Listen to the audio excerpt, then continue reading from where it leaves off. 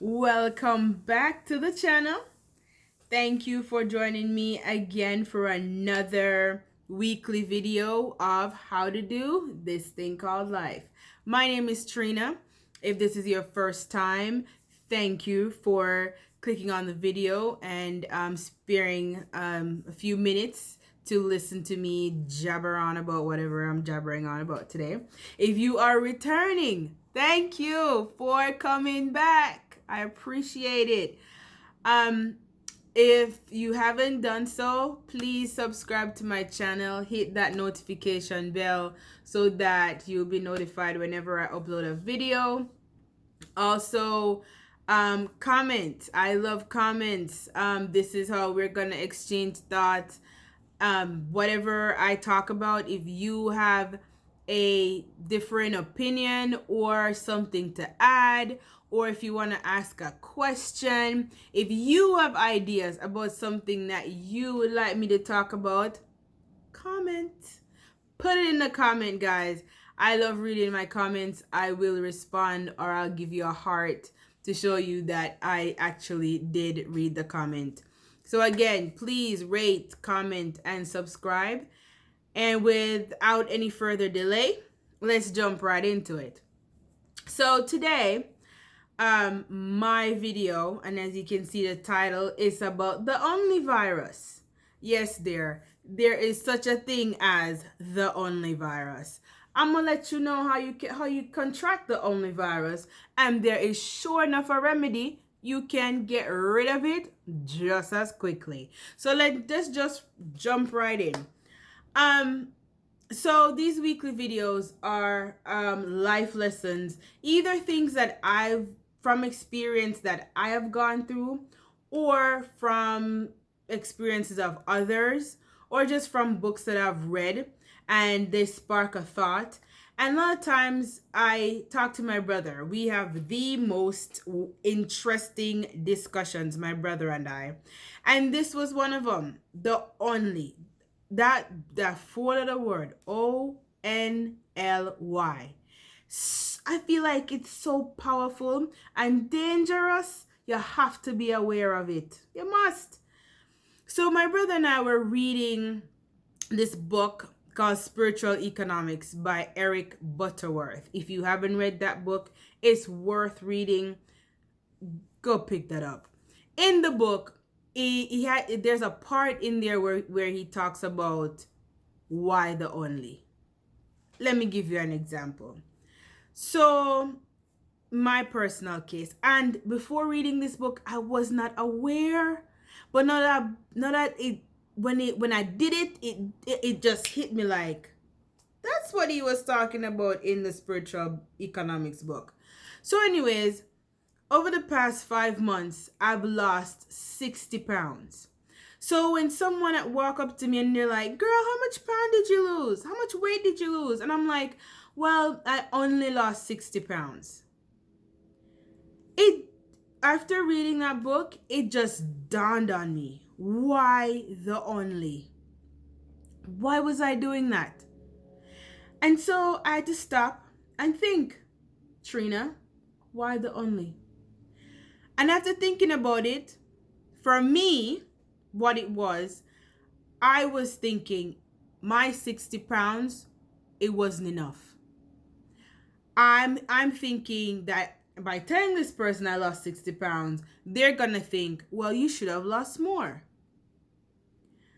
And so I'm diminishing just by saying I only lost 60 pounds.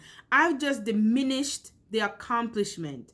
I've just diminished this thing that this achievement that I'm supposed to be celebrating. I've just diminished it. Think about it in your life. How many times, or can you remember a time when you said something like, well, I only have this. I only did that. Or let's for instance at your job. Well, I can't apply for that supervisor position. I've only been here 5 years. Like the 5 years that you've been there doesn't count for something?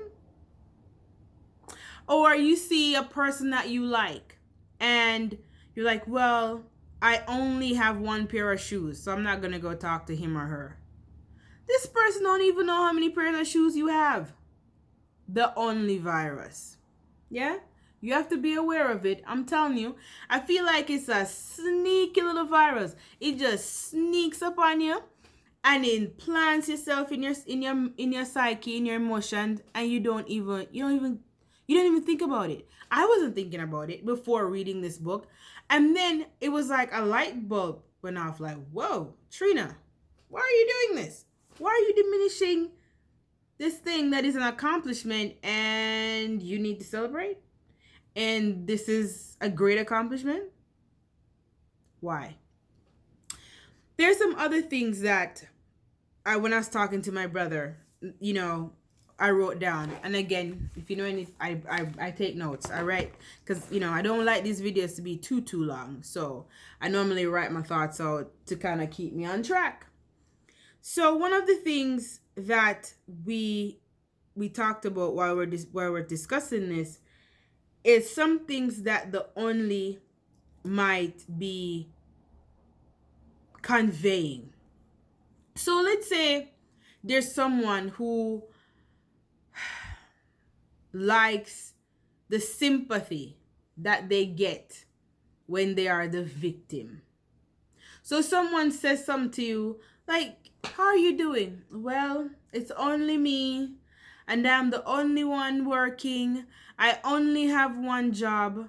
I only have a piece of old car. Yeah, you see what I'm talking about? If you're that person, you need to be aware of the reason you're doing that, because that is the only time you will correct that kind of mindset, and also, why do you get a boost from someone showering you with sympathy? I'm not saying sympathy is wrong. What I'm saying is there are people out there that they love that attention that they get. They love that feeling. They love that it does something for them.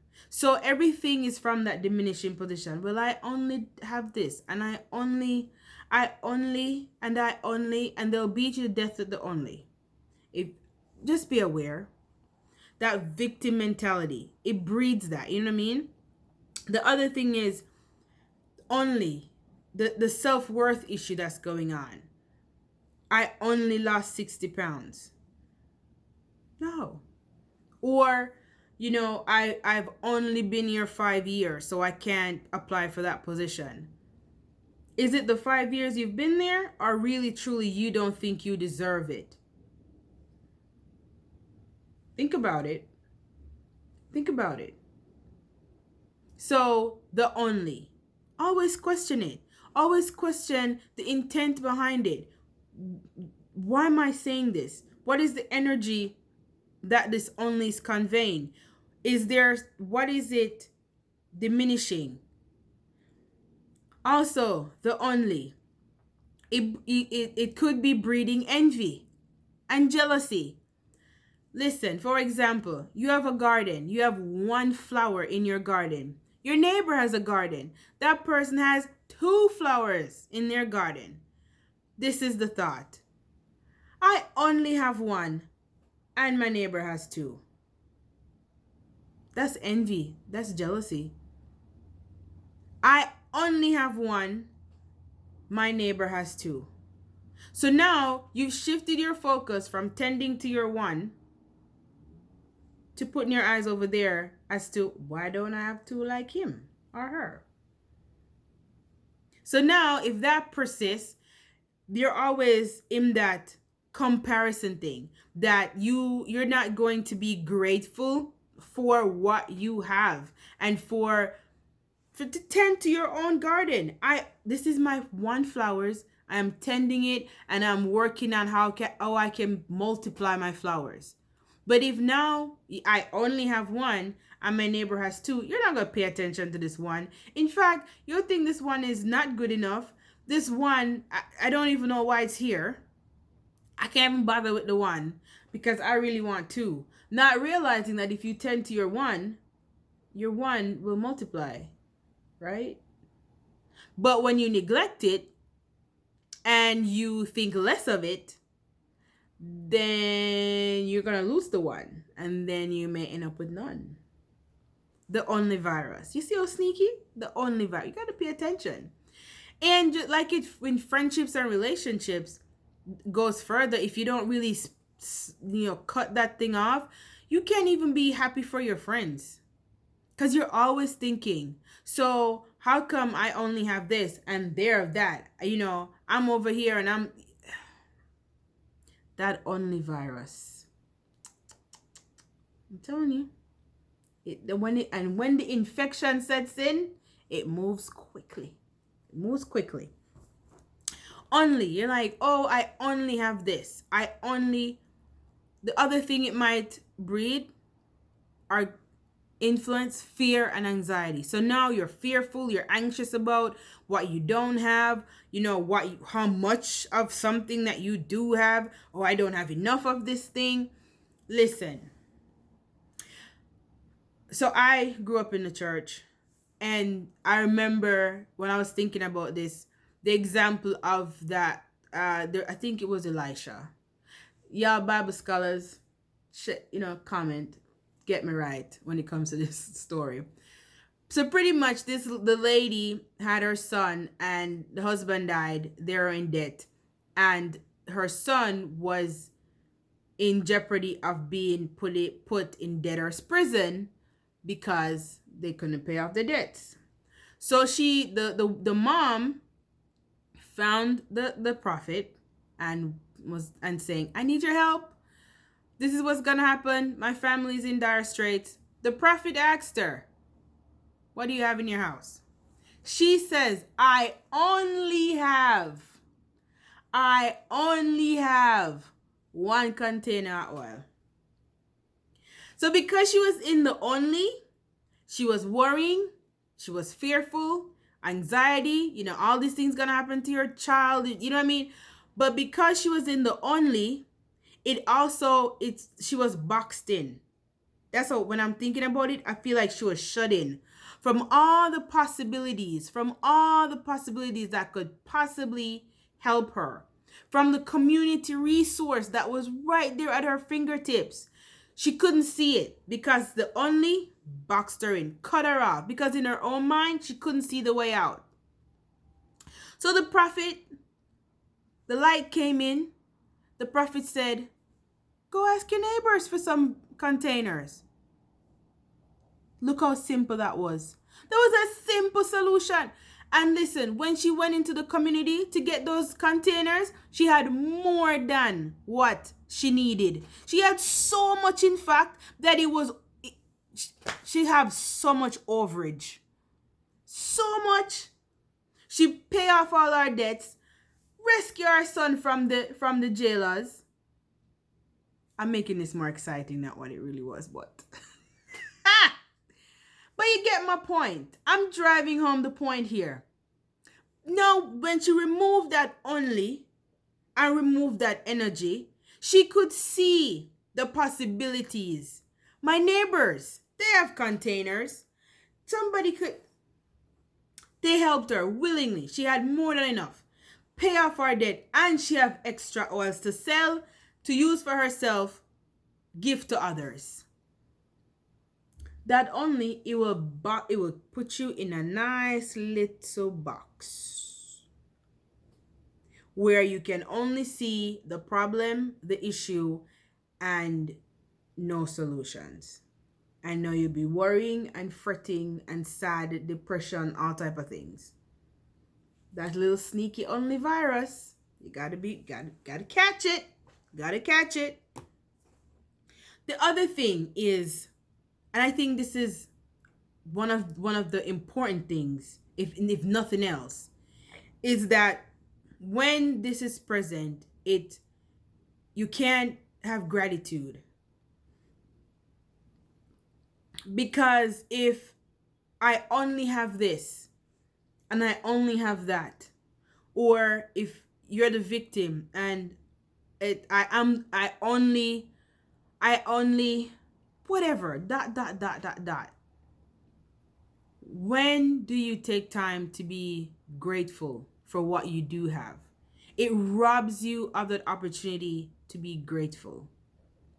And being grateful and having a lifestyle of gratitude, it goes a long way in helping you to navigate life, to just have hope, to be excited, you know what I'm saying? To just bless what you do have. Be grateful for what it is. No care how small. Don't care how small. So I think that's a big thing.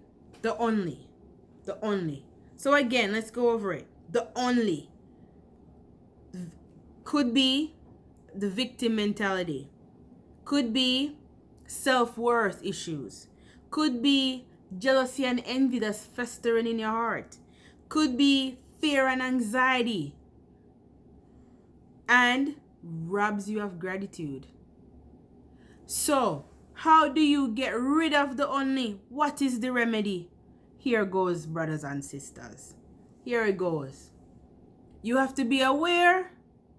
Look how simple that is. Awareness. It's very, very simple.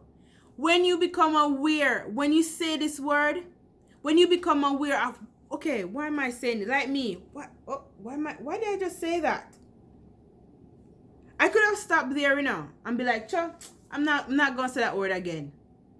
But I went deeper. So this is step 2. So when you become aware, and then step 2, you say, what is the root cause of this? What is the root cause of this? Why am I using this word right here in this sentence? What is the context? What is the root cause? Then when you look at the root cause, okay, is it because I'm afraid? Is it because I believe that I don't deserve this? Is it because I'm jealous of what somebody else have? Is it whatever it is? Because when you're aware and know that you know why, now you can fix. So now you go down and whatever you need to do to excavate. I don't even know if I said that word right, but you know what I'm trying to say. Dig it out. Get rid. Uproot. Whatever that negative, toxic emotion is, or whatever that negative belief is, wherever it was, whatever it is, you now get to the business of fixing it so that you uproot that disease. You eradicate it by awareness, and then step 2, you go deeper and to figure out why. When you figure out the why, what the cause is, now you can take care of that underlying cause, and you keep on doing this thing called life with success and virus free. My name is Trina. Again, rate, comment, subscribe, and examine yourself. If you think you have the only virus, get to the business of curing yourself, because it's possible. I've done it. My brother is doing it, and yeah, it's pretty good so far. So again, guys, be blessed. See you back here again next week, when I will be thinking about another lesson and what I want to talk about. Thank you again for your support, and thank you for watching my video. Bye.